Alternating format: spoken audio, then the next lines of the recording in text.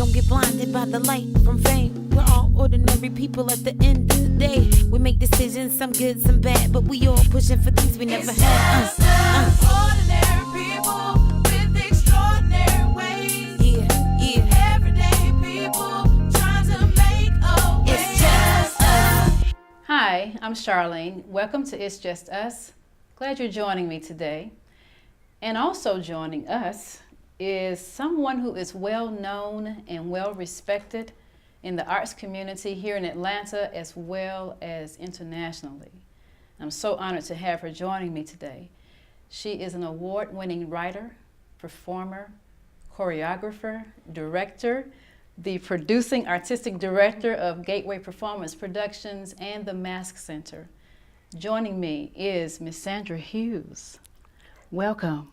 Thank you so much for having me. It gives me so much joy to be here with you and to have this opportunity to see you again. Yes, you as well, and we had some wonderful history together. We met, of course, through Hilda, and I've seen so much of your work. But I've never asked you what inspired you to start working in the arts? What inspired me to start working in the arts?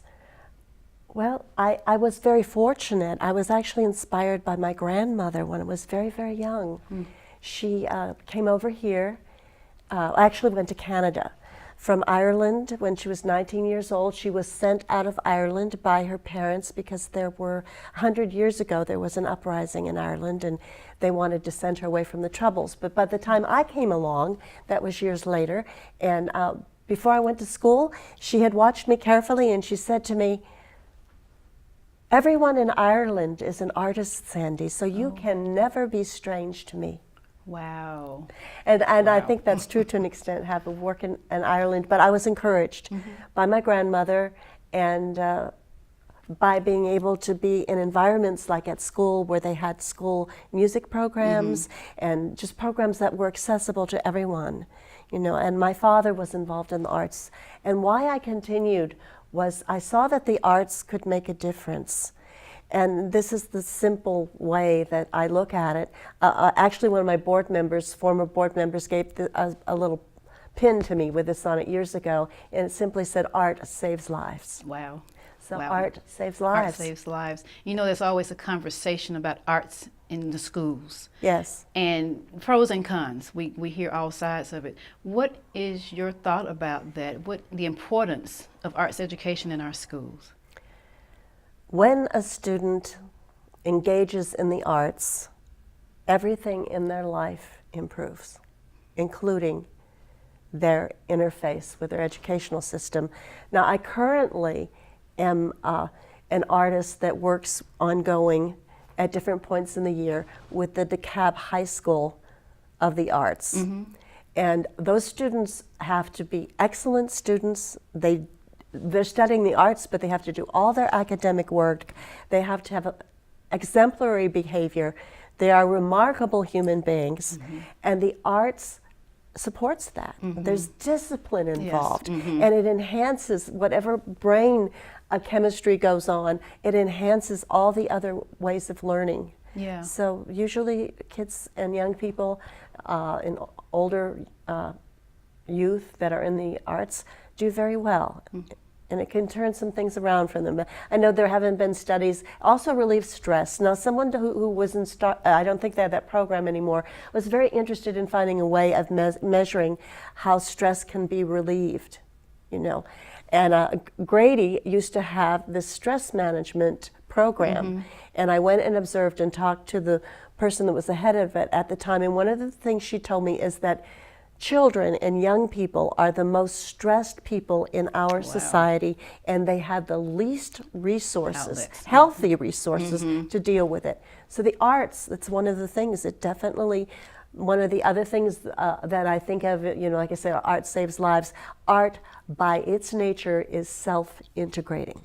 Art by its nature integrates a human being. Yeah, wow, that's good. And I always think about the discipline because I've watched youth in doing some of the things that I'm doing currently. I never really paid attention for real in how the discipline that comes through doing an artistic craft, whether it's, I mean, even a dancer or someone that's really into movement, there's still a discipline that can just cross borders in that person's life. They have to pay attention to form. They have to pay attention to a person that's direct them and teaching them. And it is a wonderful tool in just kind of grounding the young person, just speaking of young people in particular, grounding them, teaching them a discipline from a different perspective, and showing them how to hear and to learn and to gather from not just a teacher, not just a parent, but it's important across cultures, if you will, not cultures with people culture, but discipline, genre cultures. The importance of just being a disciplined and intentional, living more intentionally, I guess is what I'm trying to say as well. So yeah, I totally get that now. And in speaking of young people, one of the other places that I encountered your work was through the August Wilson monologue competition here through Kenny Leon's True Colors Theater Company, and you actually trained with August Wilson. Well, I didn't train with him. I did through Kenny, through when he was the artistic director of the Alliance Theater. I guess I trained, but it wasn't long term. But I had workshops with him directly through Kenny, making that possible for, I think there were only 2 or 3 of us that actually went when August Wilson was in Atlanta at a certain time. And that was profound. I still look back to my notes about that. I want to go back just a little bit to what you said. It was the two words, transform and transcend. So one of the main reasons I got into the arts is I saw the opportunity to create a form that transcends all sorts of perceived barriers of language. That's not what we're talking about now, right? But with the mask theater and the dance and the mime, and economic barriers, any kind of perceived barriers that are between people. So that was a big thing, and that in itself is transformative for people to have that experience. So that's another important thing. And working with the August Wilson monologue contest with Hilda Willis for I think 7 years was just astonishing. The level of talent our young people have here in Atlanta, and I'm sure in all the other, it's a national competition in many cities, as you well know. So it must be just astonishing for those young people, and some of them have come back. Recently, one of the young people that went on to New York City to compete on Broadway came back and helped me with a production I was working on, and they continue to work in the theater. And the best thing of all is that when I was coming up in the theater, a lot of people around were saying, "Oh, theater is going to die now. This is going to be the last generation that's going to do theater." And I thought, how can that be? It comes so naturally to humans. And actually, I've never seen it so rich with talent and young people who have all these ways of creating their own work, of getting together cooperatively and working in teams, of creative teams, to make things happen in theater and other places as well. But you've mentioned the Mass Center. Tell us about Gateway Performance Productions and the Mass Center. Gateway Performance Productions is a nonprofit organization, and it's over 40 years old, almost 43 years old, and I co-founded it years ago specifically to do the work we were saying about transcending barriers and boundaries between humans and all kinds. And also, Mike Hickey and I and some other folks who still works with me as a mask maker and performer, and as part of the administration of the company, and I were very dedicated to this idea of interfacing with young artists and young people, because when he was in school, it happened to be a poet that inspired him. He was in high school, and for me, it was a group of women who came to our school every year. It was actually the Junior League that came and did full-scale productions. Now, I saw the productions because my father was actually a producer and a director, among many other things in his life. I'll have to write a book about my father at some point. So I was very interfaced with new work and the playwrights and all kinds of things from a very young age. Very fortunate in that respect. But all those things come together to make a very rich environment for, once again, young people. We go back to that, but they are our future. Yeah. And I work with senior citizens too. I should get that in. Which I think is amazing. We were talking about. I work Yeah. as, I do a lot of free. They're actually free. Some of them I absolutely volunteer for, and others have support from the city of Atlanta and Fulton County for workshops at senior centers and for adults of all ages and the library. And there's a very rich expression.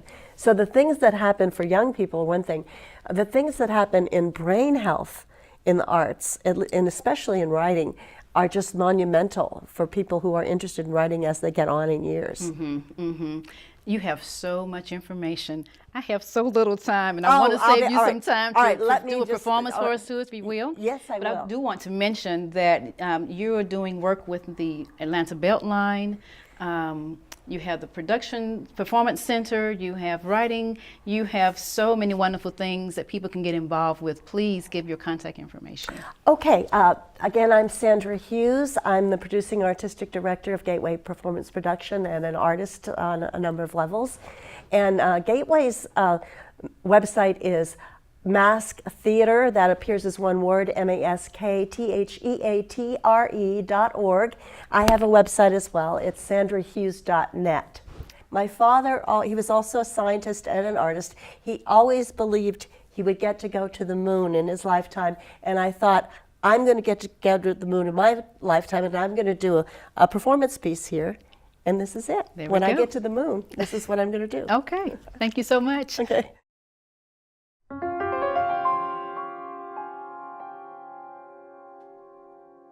Faces of the moon.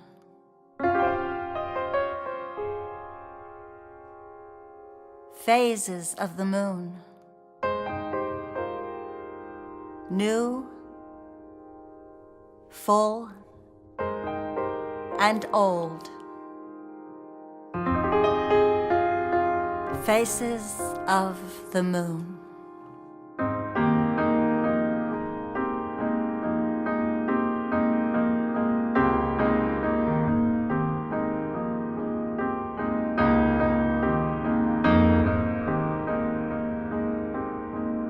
Staggering slice of innocence.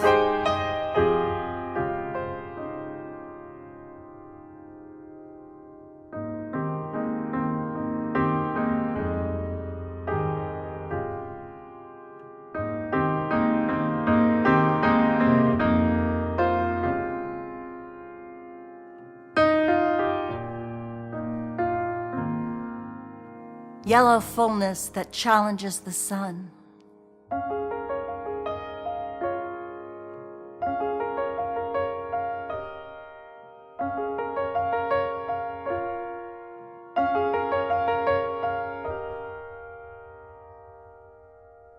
Icy sliver of wisdom penetrating the void of rebirth.